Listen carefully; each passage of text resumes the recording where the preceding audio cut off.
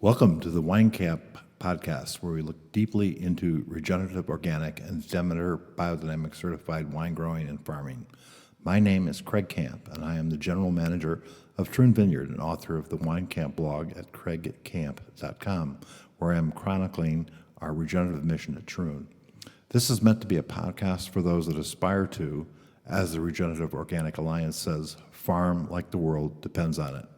These interviews will be focused on our work here at Troon Vineyard in Oregon's Applegate Valley, but will also include the work of other farmers committed to regenerative agriculture. And now for today's interview. Hello, and welcome to Troon Talk, our podcast where we dig deep into regenerative agriculture, wine growing, and biodynamic marketing and sales, which is what we're talking about today. With us today is Nate Winters, one of our longest term staffers, and has worked his way up through the entire company, and is now our director of sales for national and international sales. So welcome, Nate, and tell us about your background and how you came to Troon. Thank you. My background, we'll keep it somewhat brief, but definitely was not in the wine industry growing up or anything like that. Played a lot of sports. I was quite active, and so after high school, there wasn't much going on in the town of Anderson or Redding area, Northern California, where I grew up. So I enlisted into the Army. I did my time there, and now that I don't have to run anymore, I like the leisurely aspect of selling wine. I started waiting some tables here and there, and I carry resumes in my car because you never know what may happen. And someone from the vineyard came in, said they were hiring, so dropped off a resume and got an interview. And that was back in 2015, and I got an interview for a spot in the tasting room at the time. I couldn't really pronounce wine or Viognier. Those words were hard to look at, a little intimidating. But then once you find that one wine that kind of opens the door for a rabbit hole, as I did, the grape Tannat was kind of the epiphany wine for me, and I've been chasing wine ever since. As you said, starting in the tasting room and working there and managed the tasting room for a couple years, then spent some time in the cellar and the vineyard, learning how the grapes grow and how to manage the juice in the cellar. And now I've been doing the sales here for just over about 3 or so years. It'll be about 7.5 years total for my tenure here at Troon, and a lot has happened since then. So you're out in the market all the time, and Troon wines would be called natural wines by most definition. What is your thoughts on that term and how it impacts consumer perceptions of Troon wines? There's kind of a wide range of impact that it does have, I think, on Troon wines when you label them as natural. But there's a lot of pros, some cons, because I think there's no clear definition of what that means yet. But other than that, I think there's a whole bunch of positive things around that term natural wine. Natural implying, native, a sense of place, having integrity and purity in the product instead of heavily manipulated or having it fit kind of a mold that we're trying to do as humans, more of get in line with Mother Nature. For me, natural wine has to start in the vineyard. You can't have just wine made in the cellar, but then you're using pesticides or doing things that are very destructive to the farm. I think it has to start in the farm first and then be followed to the cellar with no additives. Easily put, I think nothing taken away from the wine and nothing added to the wine that wasn't there to begin with. So for here at Troon, I think we do a great job at that. There is no additives or manipulations. We even put the ingredients on the label for consumers. So I think for Troon's sake, when we talk about natural wine, I think we're trying to do the best job that we can of pioneering a very clear, transparent definition of what we mean when we say natural wine. Do you think the market and consumers are confused by the term? I think they're confused, possibly, just don't understand fully. So I think part of my obligation of representing what you would call natural wines is to help clear all that air up and kind of help bring people to the farm and to the wines without anything hiding, no masks, kind of pull the curtains back. And I think a lot of natural wines, there's still some things going on that maybe aren't quite mainstream to talk about. There's no fining, there's no filtering for our wines either. Okay, you've poured Troon wines at many events that feature natural wines, raw, wild, slow wine. Can you describe these events? What are your experiences of those events? And do you think it is an effective way to communicate to consumers about how we make the wine? Yeah, this is a perfect segue when you talk about confusion of natural wine. There are these wonderful events out there that I think are really helping consumers and people within the industry to better understand this category and avenue of wine and agriculture. Raw wine is a great event, and these events I'm going to talk about are pretty straightforward as far as what their name says, reflecting their values. Raw wine is kind of just that. It's wine that is not manipulated by any means. I think it's the most rigorous application I have to do for any of the events. They ask how much sulfur is in the wine. They ask if you till your property. They ask about everything. And so for raw wine, it's a really kind of curated crowd about what they're looking for. And Troon Wines does very well there. We represent our sparkling wine program, our skin contact amber wines, red wines. It's a perfect spot for us to showcase kind of everything we do that really falls in line with the values of the people attending these events. Slow wine, just as it sounds, is trying to take more time to think about what you're drinking, as well as the slow food organization to take the time and think about what you're eating and what you're putting into your body. And then you have Wild World event, which is an event that features tea, cider, beer, anything that you can ferment. You're welcome to be represented there, but you have to be using native yeast. And I think that's another big portion of natural wine is native yeast. So all these events kind of have their own character and their own values. And the fact that we participate in all of them, I think, kind of speaks volumes that the transcendency of the wine, not only the quality, but the integrity of the product allows us to do such a thing. And of course, the people that attend, it's a nice filter, these events, to filter out, not in a bad way, but the everyday customer. And you typically get a little bit more people that have more questions about the science, the chemistry, and the farming at these events than you would, say, at an average grocery store. So you feel you get a more sophisticated consumer, that they have a basic idea already about the way we're making wine?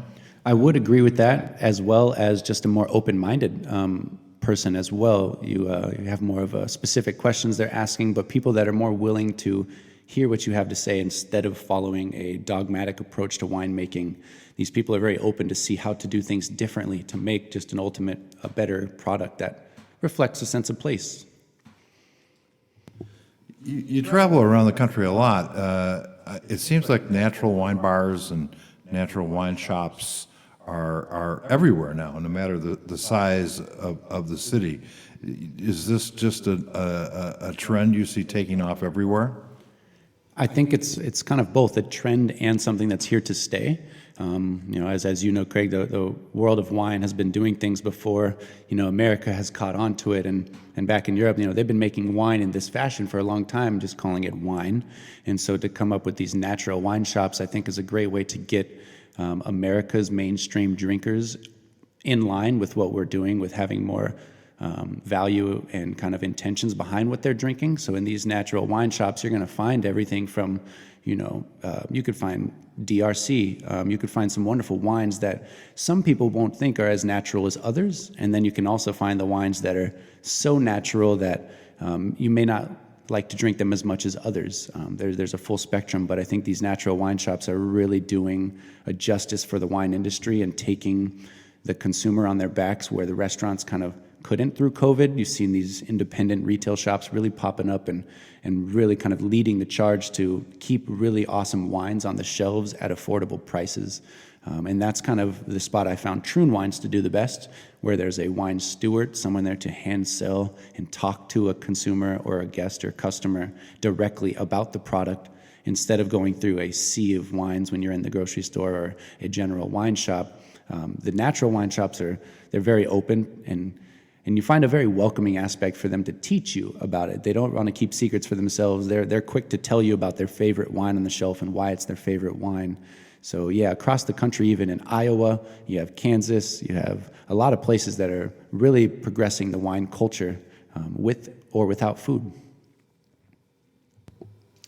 I know that orange or amber wines are particular favorites of yours. How do you find those wines are received in the market, and how do you explain them to consumers? It is as of the past couple years, my favorite style of wine. They're so versatile. And I think that the best wines, whatever style it may be, kind of transcend people's palates. A lot of people say they don't like one wine over another kind, but there are plenty of wines out there that everybody does like, and I feel these wines definitely bridge that gap. I explain it as everyone's familiar with rosé, and rosé is basically red grapes made like a white wine, where it's just minimal skin contact with the juice. When you talk about amber wines or skin contact wines, it's white grapes made like red wine, where their skin is in contact with the juice during fermentation for any given period of time. So it results in a wine that has qualities of a red, but you serve it slightly chilled. You have tannins and textures, along with all these aromatics and flavors that you don't normally find in just white wines alone. I think they're wonderful in these shops, and people are very open to them because there is a wide spectrum. Not all amber wines are like Provence Rosé and light in color. There's some amber wines out there for the hardiest of red drinkers. For us, we make two different amber wines, the Amphora and the Kubli Bench Amber.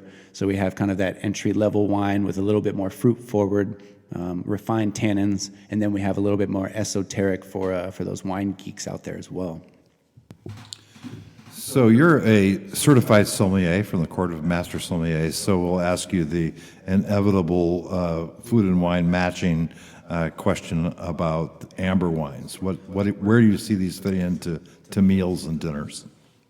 All courses, all the time. I think bubbles, champagne is the easy question for when in doubt what to recommend. You always recommend sparkling wine, but I also feel amber wines, we call them amber wines, but it's synonymous for orange wine, skin contact, whatever you may want to call them, because of the textures, the temperature, the flavors, and of course, it's preferred to be unfiltered. You can pair them with almost anything. I've done jambalaya with a little spice. There's pork chops. We like to do some dessert style without doing sweet dessert. You can do a cheese finish with a little honey. I've done green tea cake. You could do just about anything you want with any of these styles, and that's kind of, I think, why I like them. You can drink them any time of the season with most foods, so I tend to always have one on the table, and you'll catch me talking about orange wine most of the week. We're also making a range of pétillant natural, pet nats, that are very different in style. Piquette, of course, is very unusual, especially our style, which is more pet nat than probably Piquette. But I think these are fun wines to sell. What do you think? I totally agree. And I think the main hurdle that people have to get over themselves, as I did, is you can't think of this as champagne. It is a totally different style of sparkling wine. And once you get your framing around that kind of right, I think you can enjoy these wines a lot more. This is a style where you bottle the primary fermentation, resulting in a sparkling wine that has a lot more fruit-forward characteristics.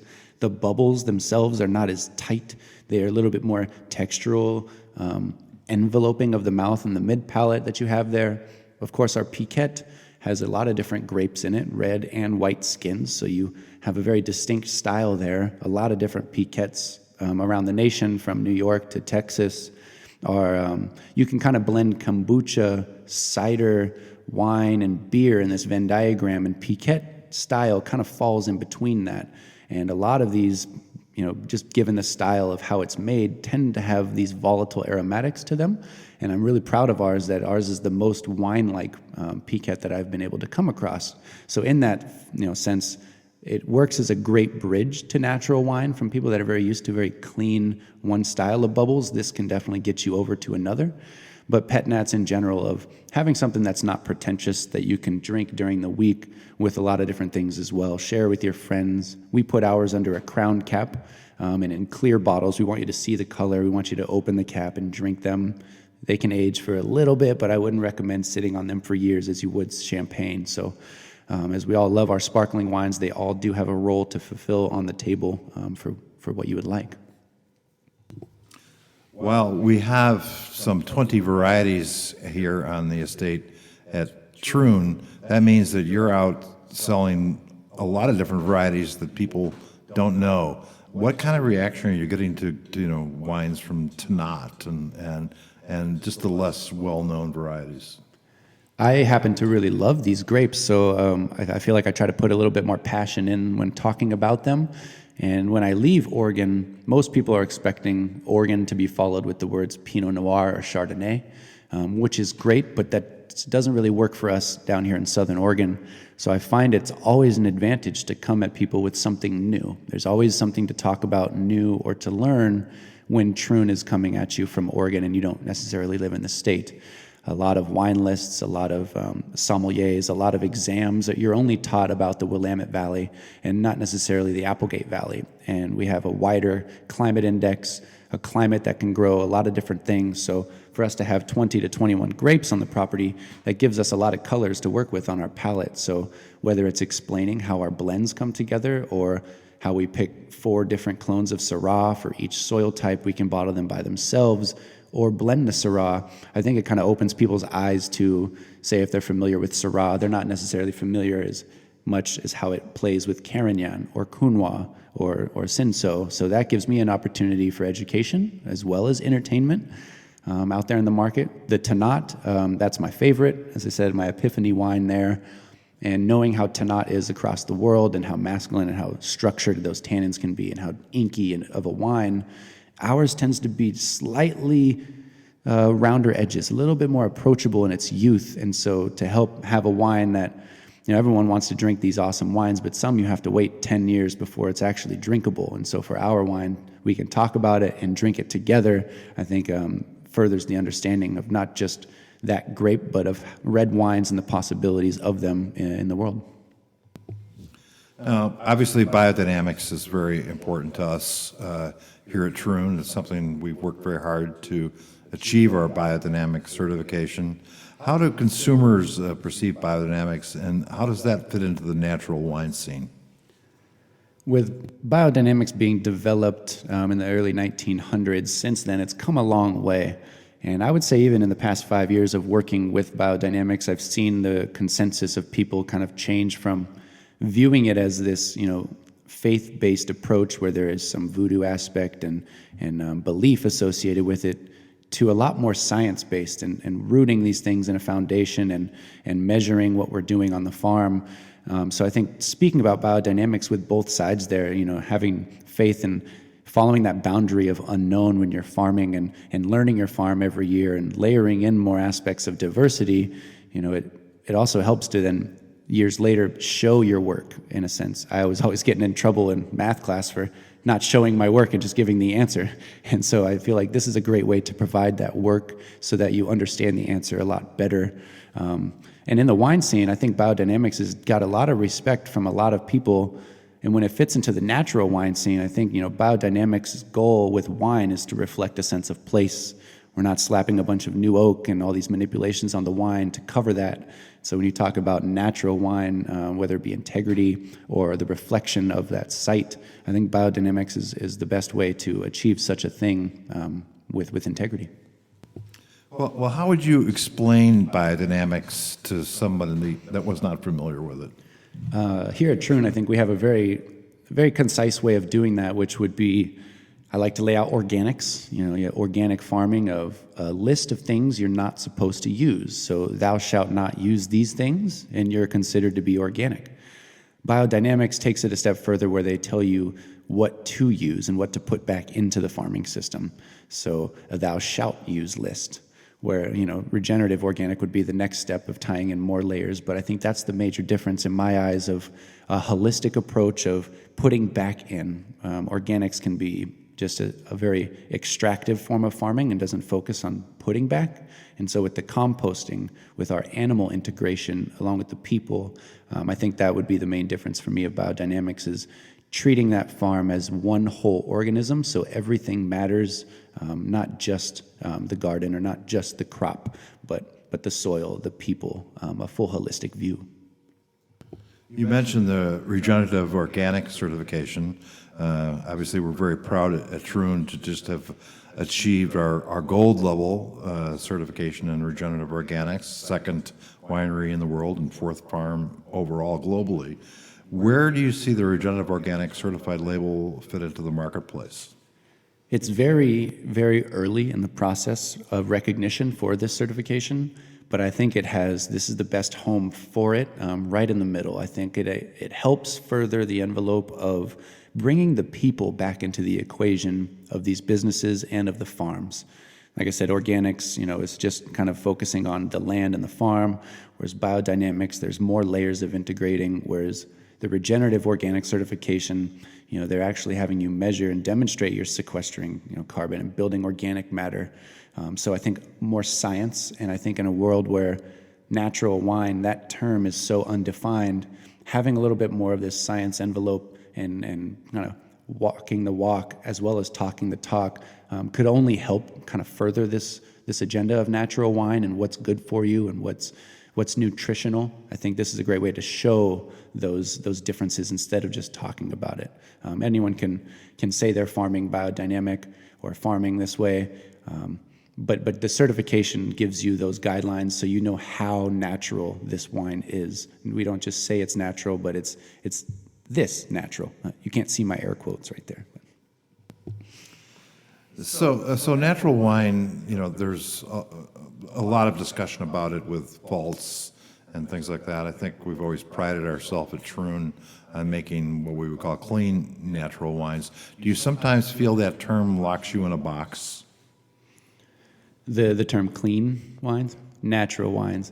I think it does, and that's been the double-edged sword for me, is on when to use and when to play with that term. I don't walk into every wine shop saying I have natural wine to show you, but it definitely falls under the umbrella of what most people would call natural wine. So it does put you in a box, but I think my job and what I've been trying to do is push those walls of that box a little wider to kind of encompass everything that would need to in order to fully call something a natural wine, whether you use mechanical harvesting or you pick by hand. Do you till on the farm? Do you filter? Do you add sulfur? There is a lot of questions and points of contention. Even oak barrels, how much does the oak impart on the wine?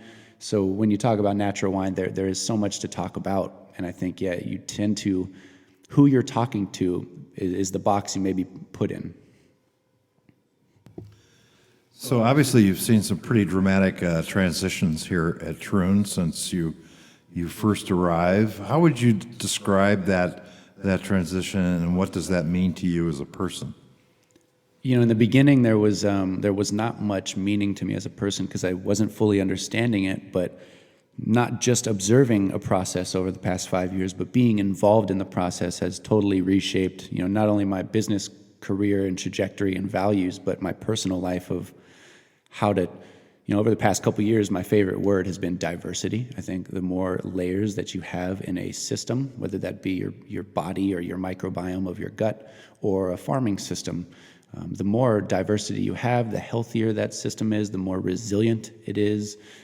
So I think biodynamics is the ultimate blueprint to show you, you may not know everything, you may not even know how it's working, but it's working. So in teaching me faith, teaching me, values, how to have an open mind, and then translating that to when I sell wine, when we talk about wine here, I think it's ultimately the best case scenario I could be in for selling wine is here at Troon Biodynamics. There's been so much over the past 5-6 years, from dogs to sheep.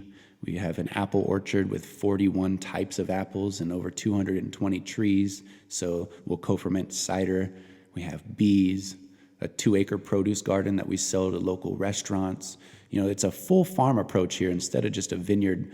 And I think, we've been on this journey for about 5 to 6 years now, and there's no end in sight. It's a continual thing to layer in this sustainability. And that's just been a really cool, unique opportunity to be a part of, not just here in Southern Oregon, but, in the world, to kind of pioneer, as you said, even the second vineyard in the world for the regenerative organic certification. It's been a roller coaster. So the way you describe it sounds like not only does biodynamics and regenerative organics impact the way we grow things, but it impacts the way you sell things. Yeah, selling products that you don't like is not the funnest thing to do. And I find myself in a position where I am fully invested from the farm all the way through to the packaging of the wine.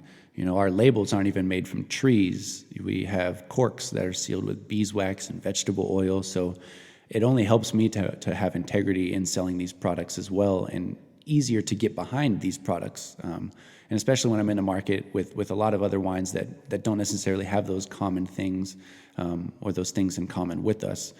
It makes me enjoy my job a little bit better. I think that people can see the passion and the excitement sometimes when I'm talking about things. So whether I like it or not, I guess that's the feedback, is that biodynamics has affected me as a person. So even as director of sales, you find yourself doing a lot of on-farm activities. What are some of the things you've been doing lately? It's always something, emails and computers gets monotonous at some point, and I'm lucky enough to just work at the farm. So on lunch or whenever I can to go and walk the farm, there's always a different thing going on, whether the greenhouse, we're planting our food forest currently. So going down there and documenting that. I do a lot of social media for Troon, so there's always some pictures and things to get involved in. But when I can get my hands dirty, I think that's the best for me. It gives me that real street credit out in the market when I have calluses on my hands. So whether it be planting new apples, dipping the roots and helping dig holes, or going out to the greenhouse, feeding the animals or collecting eggs from the chickens. Really thankful for the opportunity from Troon of having so many different outlets to go and actually get your hands dirty. And that's not only just farm tours for people, but actually being involved in harvesting, say, valerian and making a tea out of it, or the yarrow blossoms and burying them. I'm lucky enough to get my hands involved in almost every aspect of the farm.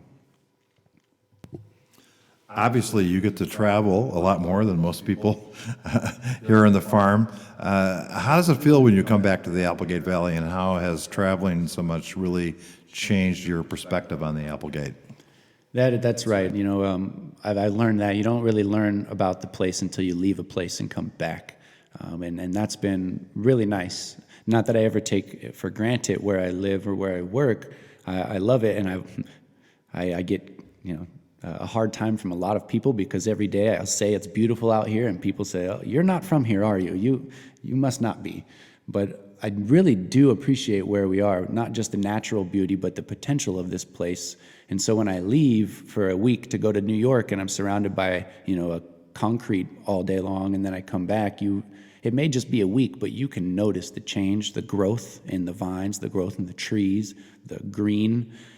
It's just a really wonderful contrast from a slow-paced farm where things happen on a long-term schedule to going out into a market where it's hustle and bustle and you need quick results.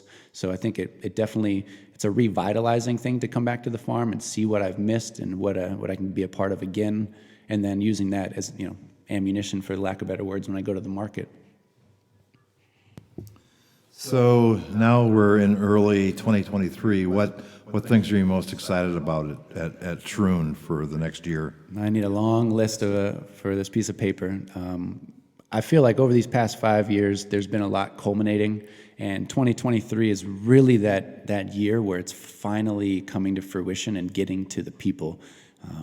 I always use the analogy of watching your puppy grow. You never really notice how big it is until one day. It's kind of slow motion. And so here on the farm, it's been a lot of me talking about what's to come and what we're doing for the future. But now we're really catching some momentum on this farm and getting these foundations in place that we can kind of continue our strides. So having the produce garden where we have produce for chefs, and I can bring them to local restaurants and see the food and the wine on that menu is from the same place. I mean, that's farm to table to me. So having to be able to provide the community, restaurants, our staff with products from the farm, not just wine, that's really starting to happen this year. But then also the wine itself has seen such a big quality improvement because of what we're doing on the farm. And I think that's the ultimate proof in the pudding. All of this could be for nothing if the wine does not taste good at all. So that's the best, is the wine tastes wonderful. And I'm finally getting to see our new labels, our new wines, our first certified wines with gold. Really a lot of first-time things coming into the market that I really want to capitalize the momentum on for this year. So what's up next on your schedule? Where are you headed out on the road next? Yeah, next week, sorry, not next week, 2 weeks from now, we have a Rhone Rangers event at our tasting room in McMinnville, which is going to be an awesome event featuring, Tobless Creek, Ridge, some local Applegate folks here, Quad E North. So we'll be in Portland for that and the rest of the week working the market. And then I'll be back home for a week before I gear up and go to Canada. I have Vancouver and Calgary on the list. I'll spend about almost 2 weeks up in Canada. There's a nice organ event that takes place in Canada where we can go up and pour our wines for all the local restaurants, sommeliers, and buyers of wine shops. So establishing connections and relationships and getting, Southern Oregon wine across not only the country, but across the continent has been really fun. I do have the privilege of traveling. It is really fun, but to an extent, it does get exhausting when you're out there for a couple weeks at a time. So I'm really looking forward to this coming trip. We need to spend more time in Vancouver and to see the water. There's a lot of seafood, and that kind of goes perfect with our wines. So, yeah, Portland, Canada, and then the rest of the year, there's a lot more to come, and you'll have to stay tuned to see where I go next. Well, thanks so much, Nate. It's always so exciting to see our wines out actually in restaurants and retail stores and have people enjoying our work. It's something we never get tired of. Do you have any closing thoughts? Remember, you can always find Troon Wines at our website or our phone number. Please, our tasting room. Yeah, that's what I will say to close. We can't forget about our tasting room. Troon is a lovely place to work for and pays for all the certifications of our tasting room ambassadors through the WSEP program. What we're doing here requires a lot of communication to the public with biodynamics, regenerative farming, and so our tasting room has done a wonderful job at communicating that to people. And so I would just want to recommend, if you can, please come out to see us, come to the farm, come to our tasting room in McMinnville. The staff has got a lot of things to share with you, and they're very friendly, and the sun sign's just coming out, so if you're looking for something for the spring or summer to do, come visit us. We're open every day, 11 to 5 at the farm, and noon to 8 at our tasting room in McMinnville. Thanks so much, Nate. Thank you. We are happy to share this podcast with you from Troon Vineyard, a Demeter biodynamic and regenerative organic certified winery in Oregon's Applegate Valley.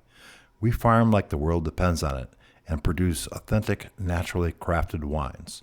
We will be sharing these in-depth podcasts several times a month.